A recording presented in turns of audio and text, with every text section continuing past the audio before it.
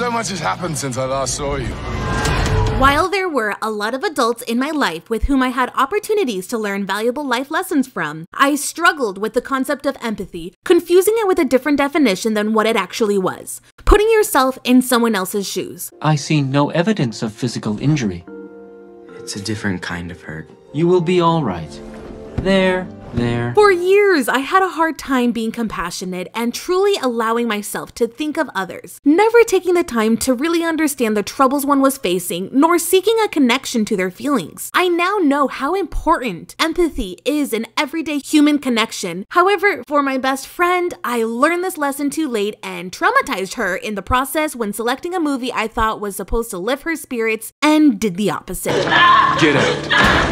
Hello, I'm the Lazy Critic, and because of the movie Diary of a Mad Black Woman, I got a quick course in empathy thinking this movie was only a comedy, and she would respond like this. Not like this. Luckily, my best friend helped me understand what it was I was missing, and because of Tyler Perry, rather than being an icon, I want to be an inspiration. I started my ongoing empathy education watching everything he produced along with his stage plays, trying to see past the comedy and zone into the actual message trying to be told. This is what I learned in all these years on this earth.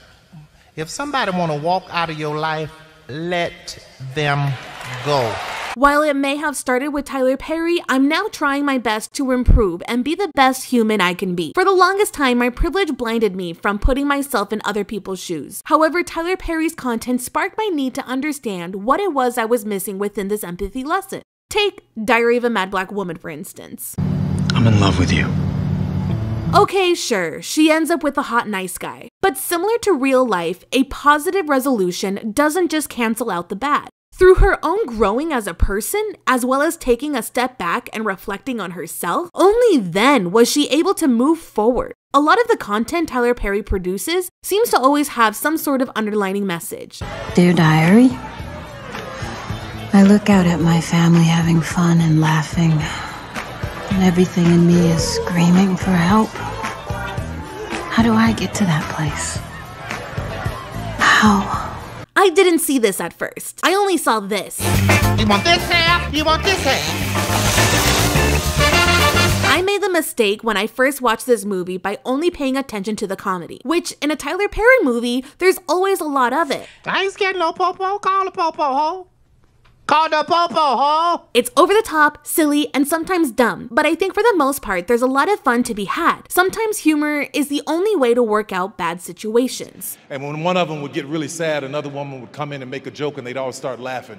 I didn't know I was in a master class for my life. Which brings me back to my best friend. Get out. If only I had empathized with her at the beginning and not just assumed I knew how to lift her spirits without even talking to her, a lot of tears would have been avoided. Sometimes when I think back to when I was 13 years old, I can't help but cringe at the lack of empathy that I possessed. I didn't know how to put myself in someone else's shoes and acted as if the whole world revolved around me and my experiences. I had not experienced true sadness, and in my eyes, at 13 years old, that meant it didn't exist. I'm such an idiot.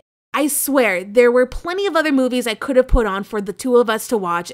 13 Going on 30, Legally Blonde, Hot Chicks, 50 First Dates, Enchanted, The Wiz, Mamma Mia, Cinderella. We were theater kids. Why were none of these considered? It was my duty as her best friend to put on the perfect movie that would help wash away all her troubles. Yet I pushed her further into her sorrow, not understanding the parallels of her situation when comparing it to this movie. I'm an idiot! I may have started out my teen years as a spoiled little Arizona girl living in my own world, but through this initial experience, I realized how dense I was to other people's emotions. My poor friend had to be the casualty in this learning experience. I should have recognized the pain that was on her face when certain scenes were playing out, but insisted for her to keep watching, insisting that there's nothing sad about this movie. Get out. We barely got 30 minutes into the movie before having to quickly pause it to get her some water because of how dehydrated she was from all the crying. We ended up having an in-depth conversation on what she was feeling, why this movie triggered such an emotional response, and why I was an idiot for even suggesting this movie in the first place. Through her emotional, tear-stained face, she insisted that this movie is so much deeper than what I originally made it out to be. Over a decade later, she's still my best friend, but the tragedy of this whole situation is the fact that I'm still not trusted to give movie recommendations. Apparently, I like too many sad and depressing tales. Well, she might have a point. So here I am asking you to give some of Tyler Perry's movies a chance, or even some of the stage plays. Don't make the mistake I did by thinking there's only slapstick humor here. There are so many really great stories being told, with incredible acting by incredible women. A lot of the content he produces now inspire me to have an internal reflection on myself, searching for a way to empathize on the story in front of me being told. While I can't always have a deep conversation with my best friend, with her pointing out my mistakes, I try to do that on my own, and it all started with the movie Diary of a Mad Black Woman. Thank you, Tyler Perry. I'm the Lazy Critic, and I hope you have a wonderful day.